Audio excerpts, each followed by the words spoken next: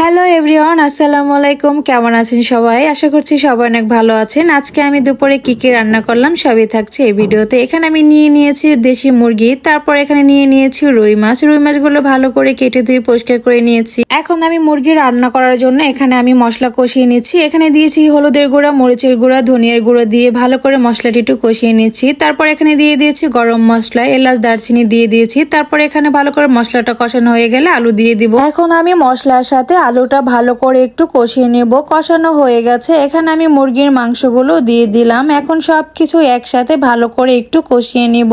এখন আমার ভালো করে কষানো হয়ে গেছে। তারপর এখানে আমি ঝোলের জন্য পানি দিয়ে দিব। তারপরে কিছুক্ষণ মুরগিটা আমি রান্না করে নেব। এইদিকে আমি চিংড়ি মাছ পুঁইশাক দিয়ে রান্না করে নিয়েছিলাম। এখন আমার মুরগির মাংসটা রান্না করা হয়ে গেছে। তারপর এখানে আমি কিছুটা জিরার গুঁড়া দিয়ে তারপর মুরগিটা নামিয়ে ফেলবো। দেখতেই পাচ্ছ কত সুন্দর কালার আসছে মুরগিটার। এইদিকে আমার করলা ভাজিটা রান্না করা হয়ে গেছে। তারপর এখন আমি মাছ রান্না করার জন্য মশলা কষিয়ে নিচ্ছি। এখানে আমি হলুদের গুঁড়া, মরিচের গুঁড়া আর আদা রসুনটা আগে আমি ভেজে নিয়েছিলাম, ওখানে ভিডিও করা হয়নি। তারপর এখানে আমি পানি দিয়ে দিয়েছি ঝোলের জন্য। ঝোলটা বলকানো হয়ে গেছে। তারপর এখানে আমি মাছগুলো দিয়ে দেবো। এই তো মাছটা রান্না করা হয়ে গেছে। তারপর এখানে আমি ধনিয়া পাতা দিয়ে নামিয়ে ফেলবো।